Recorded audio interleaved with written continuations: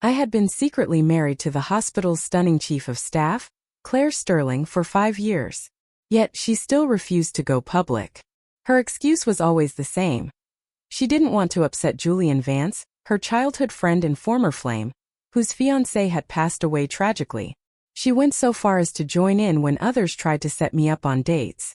"We have a new batch of beautiful nurses joining the staff," she teased during the department dinner. "Someone should really introduce Dr. Cole to them." In the past, I would have immediately rejected such offers to prove my loyalty to her. But catching the mocking glint in Julian's eyes across the table, I suddenly felt a wave of exhaustion. I smiled. "Sure," I said.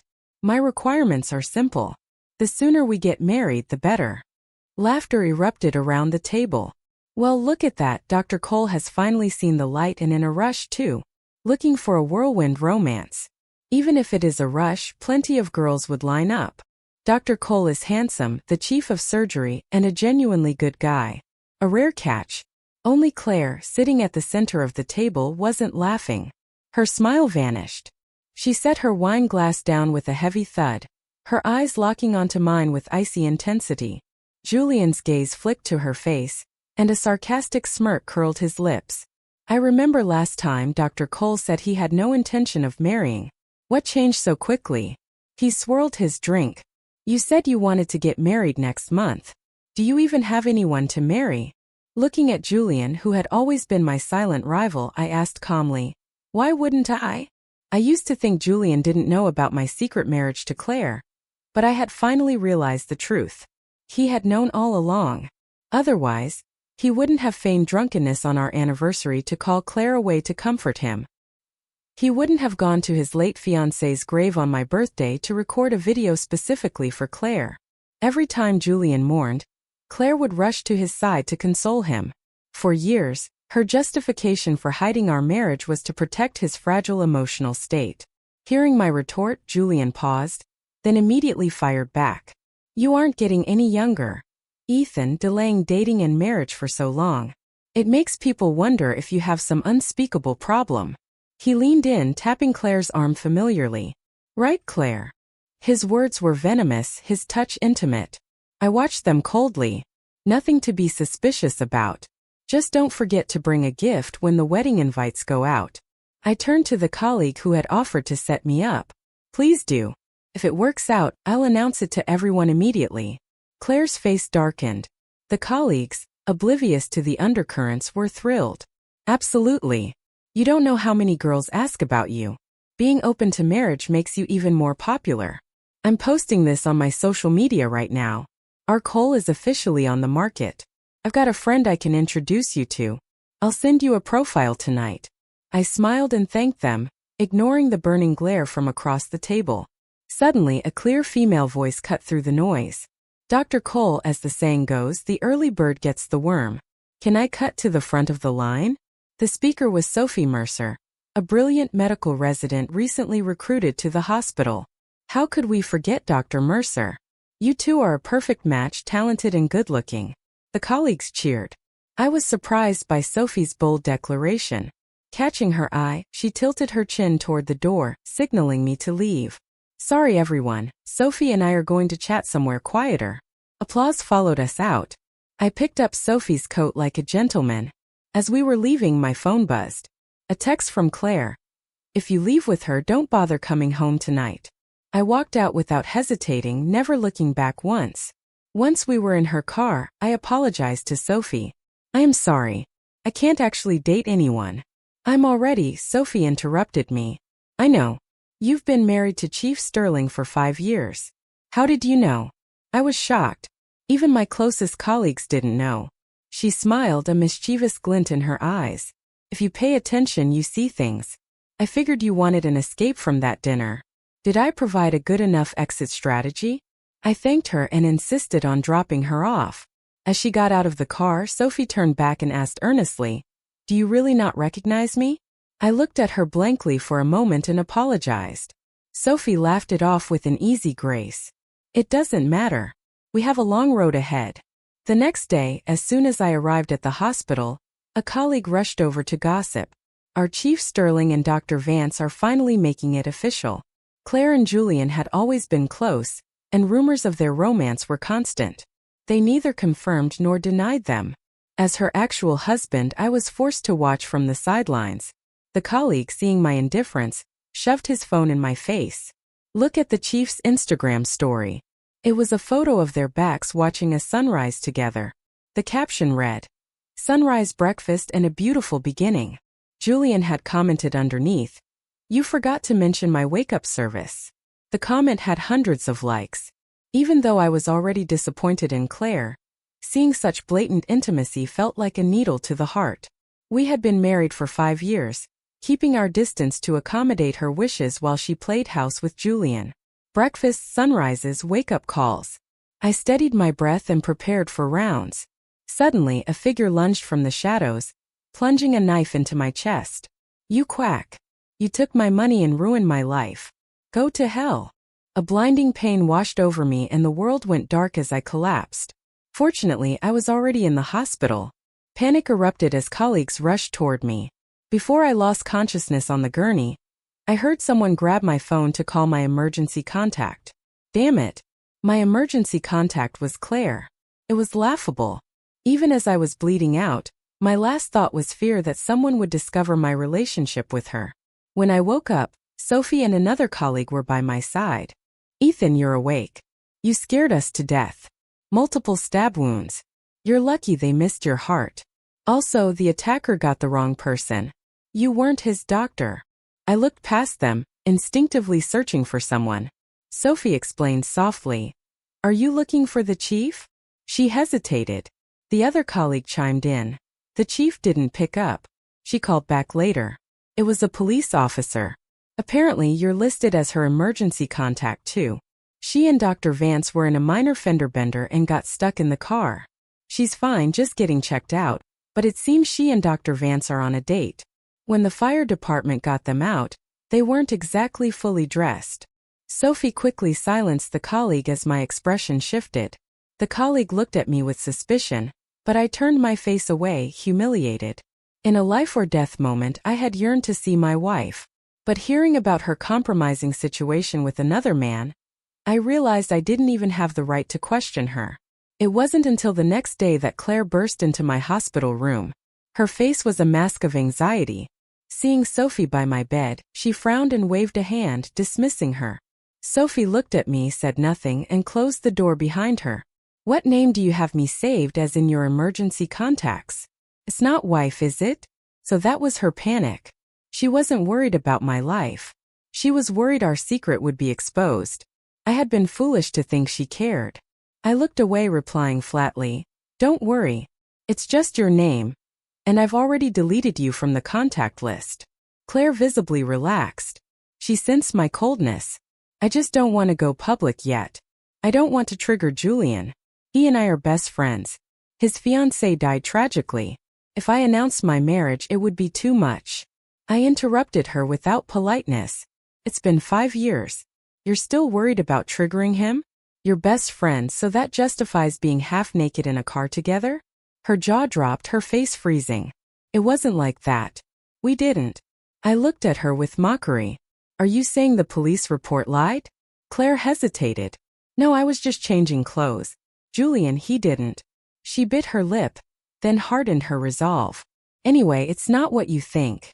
I'm actually very angry that you went out with Sophie yesterday and let people set you up, talking about a big wedding. Do you have any respect for me?" I gave a bitter laugh. All those anniversaries and birthdays she missed for Julian. Did she have any respect for me? Years ago, she demanded a secret marriage and no wedding ceremony. My dying father, whose only wish was to see me married, died in disappointment.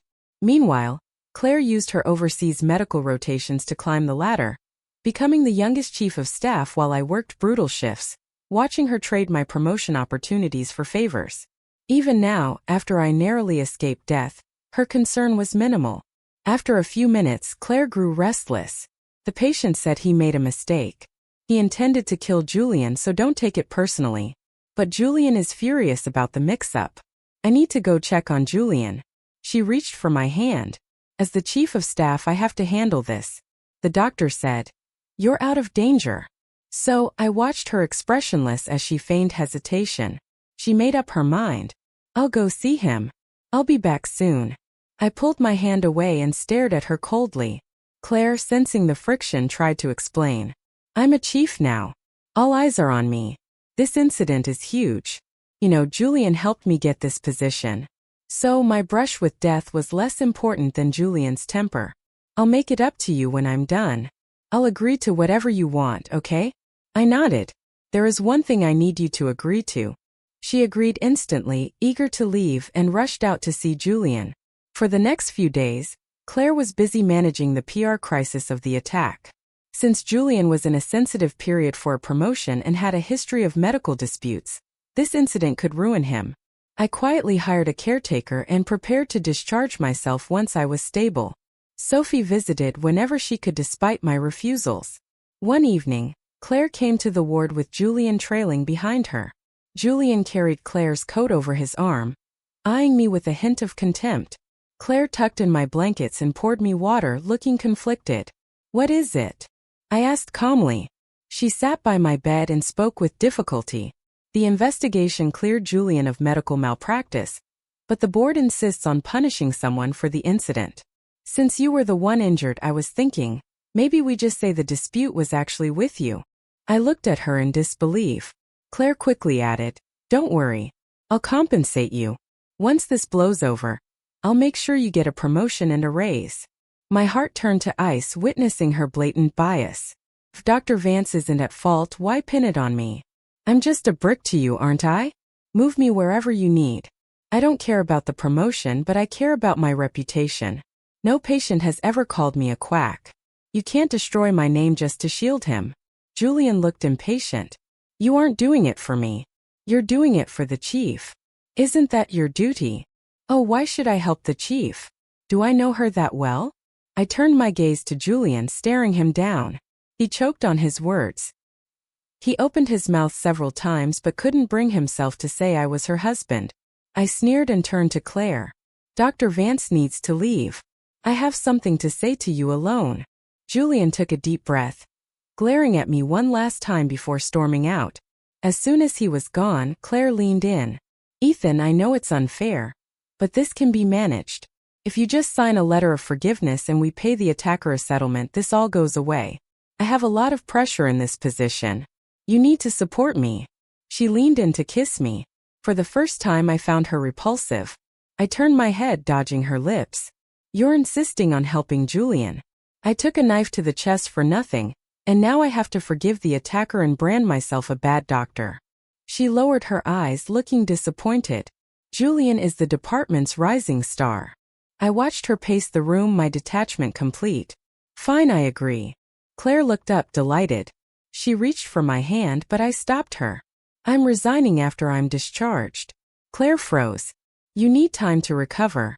I'll approve a 6-month leave. I'll hold your position. No, I am resigning, I interrupted.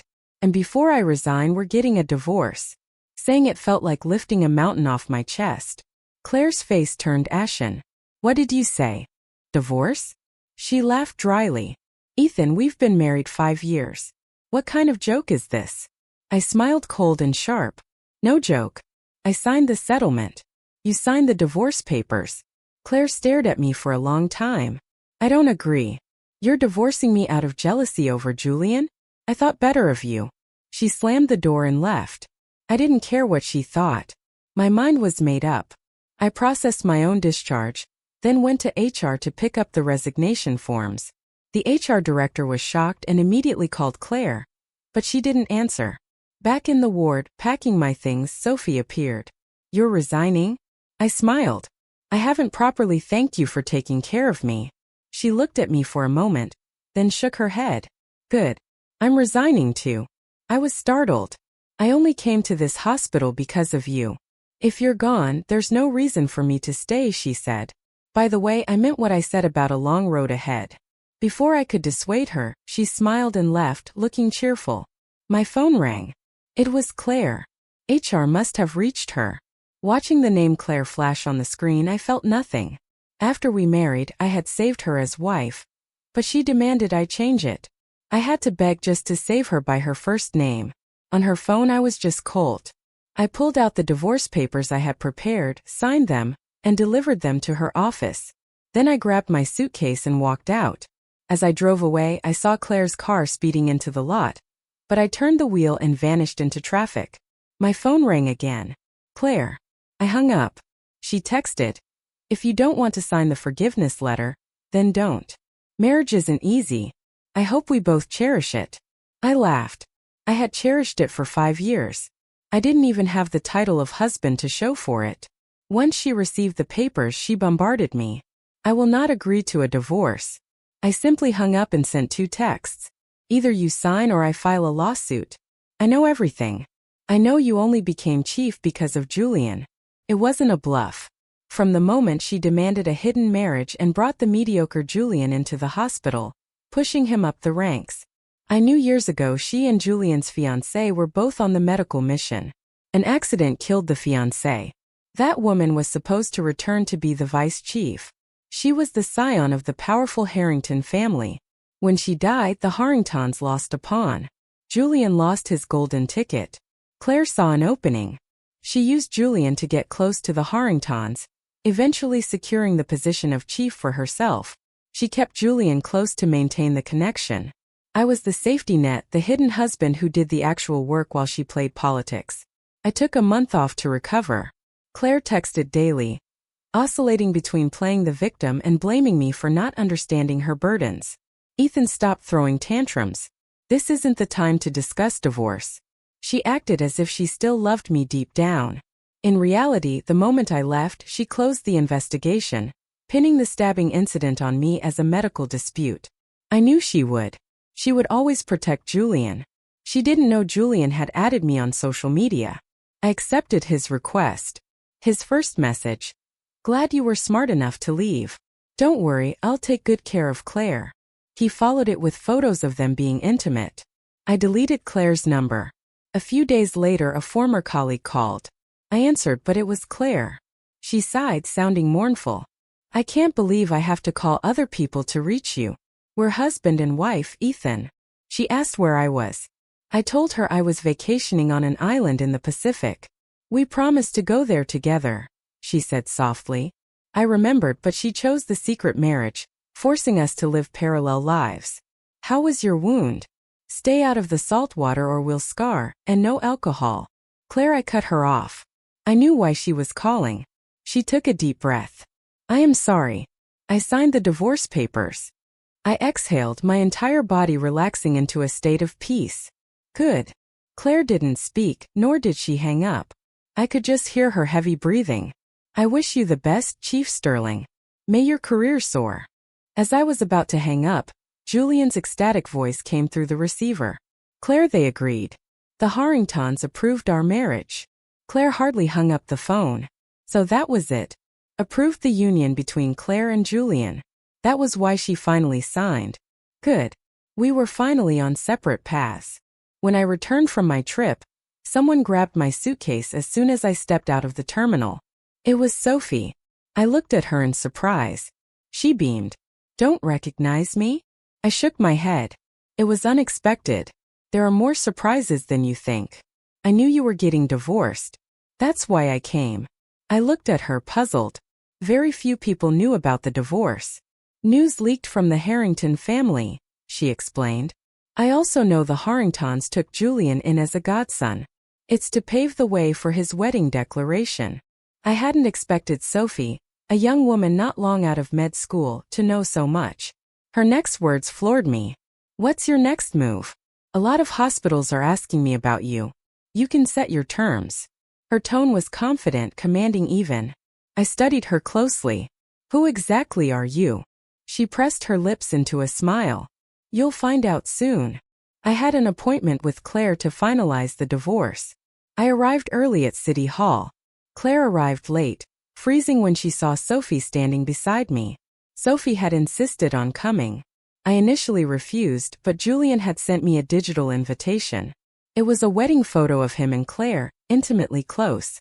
Claire looked distracted in the picture, but Julian radiated arrogance. The caption read, "Here is our wedding invite. You absolutely must come." Because of that, I let Sophie join me. What is this? Are you too official? Claire glared at Sophie, indignant. Ethan, aren't you afraid I'll change my mind about the divorce right now? You've already taken your wedding photos, I said calmly. The person in a rush to divorce isn't me. It's you. That silenced her.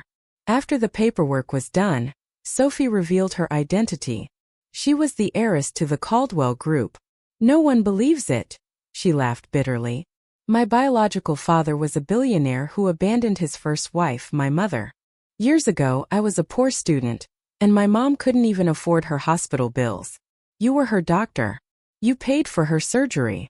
I had helped many patients, but when she showed me the old medical records, I remembered the girl crying alone in the stairwell. I became a doctor because of you. I never expected my father's new family to die in a plane crash, leaving him paralyzed and alone. He had no choice but to beg me to inherit his fortune. Her smile was full of irony. I waved my hand. You don't need to repay me. I was just doing my job. But Sophie was stubborn. What if I want to repay you? Before you were married, I wouldn't wreck a home. But now you have to give me a chance. I was helpless against her persistence. She asked me to accompany her to her inauguration ceremony as the new chairwoman of the Caldwell Group. The event was packed with elites, including Claire and Julian. When they saw me standing next to Sophie, Claire's face twisted. She pushed through the crowd, wine glass in hand. So, the famous chairwoman Caldwell used to work at our humble hospital. You must have had ulterior motives, Sophie replied bluntly. That's right. I went there for Dr. Cole. He's single. I'm single. A man needs a wife. A woman needs a husband. Nothing wrong with that. The crowd's gaze shifted to me. Envy, curiosity, jealousy. Claire's face went pale. In front of high society, she couldn't admit I was her ex-husband without revealing her own deception. She had to swallow the insult. Julian walked up, linking arms with Claire, looking at me provocatively. No wonder Dr. Cole was in such a rush to resign. He found a sugar mama in the Caldwell family. Impressive. I looked at him coldly. If we're talking about latching onto power, Dr. Vance is the expert. Going from the Harrington family's almost son-in-law to their godson, most people can't navigate those curves. Everyone knew Julian was riding the Harringtons' coattails. Hearing me say it so bluntly caused a ripple of whispers. His lips trembled with rage. He shouted, disregarding the setting. Maybe people don't know that Dr. Cole was called a quack by a patient and got stabbed. He only quit because he had no face left to stay. I held up my phone. Be careful with your words. As for who the real quack is, I have a recording of you and Chief Sterling. Should I play it so everyone can judge? Julian and Claire turned white. Someone in the crowd murmured. The rumors are wild lately. I heard Chief Sterling is actually divorced even though she claims she's never been married. The room buzzed. Claire and Julian, feeling the heat, found an excuse and fled the venue. That night, Claire appeared under my apartment building. I didn't want to see her, but she waited stubbornly. When I finally went down, she looked frail standing by her car. Are you here about the recording? I assumed she wanted me to delete it. She shook her head. I just feel terrible. I wanted to talk. Ethan, did you divorce me because you were angry I wouldn't go public? I turned away. Does it matter? Say what you need to say. She stepped closer, looking up at me earnestly. It matters. I thought I was rational, but seeing you with Sophie today, I lost control. I humiliated myself. She laughed self-deprecatingly. Originally, I wanted to invite the new Caldwell chairwoman to my wedding. The wedding is the day after tomorrow, but I'm not happy because the person I love is you, Ethan. I laughed coldly. She loved me.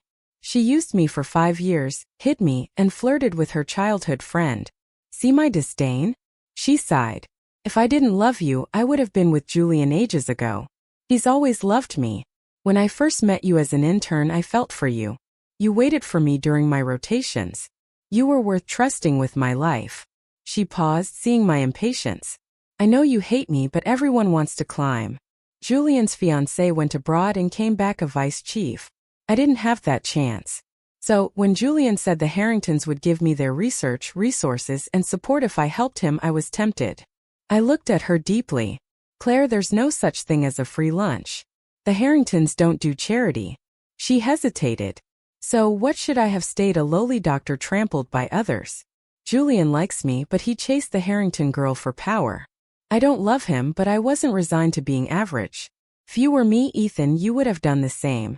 I only remember my oath as a doctor, I replied calmly. Claire smiled bitterly. We shouldn't have divorced. I never wanted to divorce you. She looked innocent, as if I were the one who betrayed our vows. Seeing I was about to leave, she grabbed my arm. Her lips moved silently for a moment before she spoke. The Caldwell Group is powerful.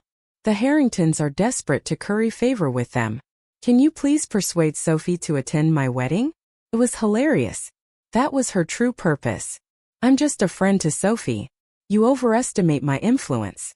I shook her off and walked away. I didn't mention the invitation to Sophie, but she brought it up herself. Even though you're divorced, you need to keep your distance from her. Protect yourself. She paused, then added, There's a storm coming. Sure enough, on the day of Claire's wedding, she was taken away by authorities while still in the dressing room. News spread instantly. The groom and the Harrington family at the head table were in panic. The scene was chaos. I remembered Claire's confidence when she visited me. She had sensed danger but thought she could outmaneuver it.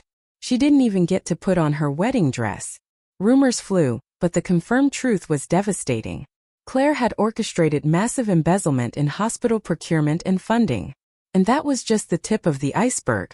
The Gray medical research projects controlled by the Harringtons were all linked to her. The Harringtons were arrested, too.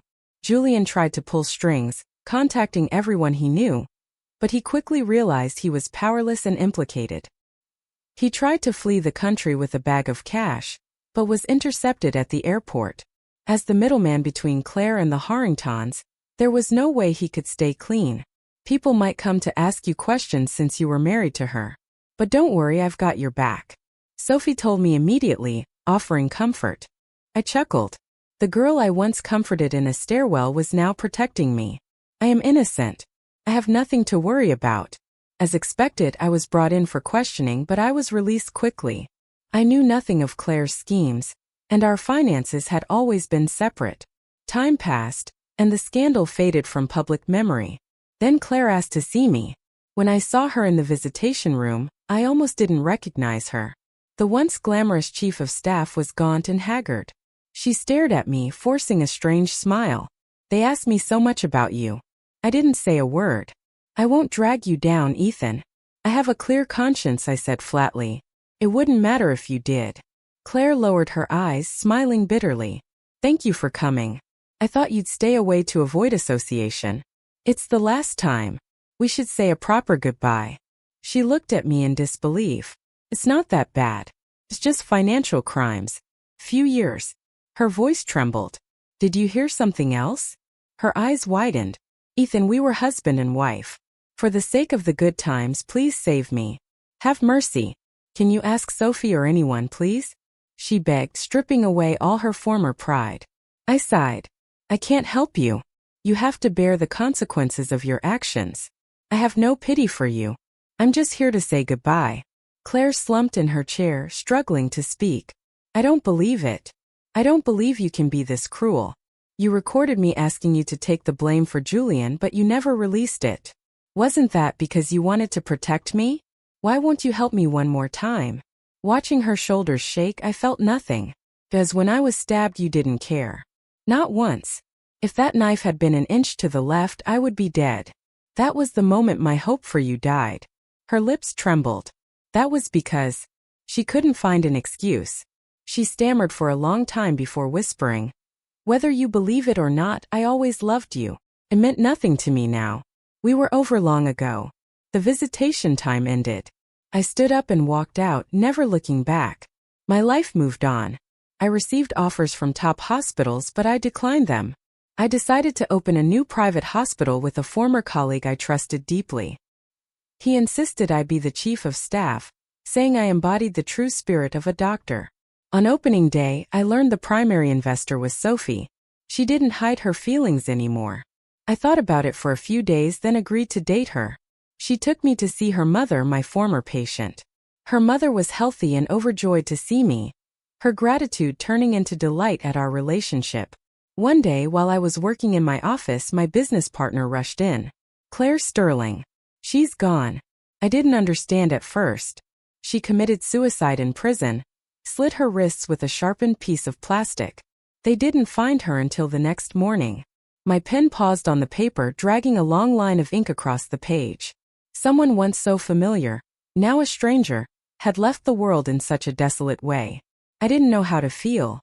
The Harringtons pinned everything on her. Julian did too, said she masterminded it all. She was looking at 20 years or more. Maybe she despaired. Or maybe something else. It's strange. My partner looked at me anxiously. Ethan, are you okay? I smiled at him. I finished reading the document in his hand and signed my name. I'm fine. He changed the subject and the moment passed. Claire was my past. I wouldn't let her haunt my future. Sophie texted me. Dinner tonight at that new place downtown. I replied, yes. We had been dating for a while. I remember the last time I gave her flowers. She had searched through the bouquet looking for a ring, unable to hide her disappointment when she didn't find one. I suddenly regretted my hesitation. I stood up and left the office. I was going to buy a ring. Sophie was worth it. Later, I heard Julian was sentenced to 10 years and the key members of the Harrington family got 20.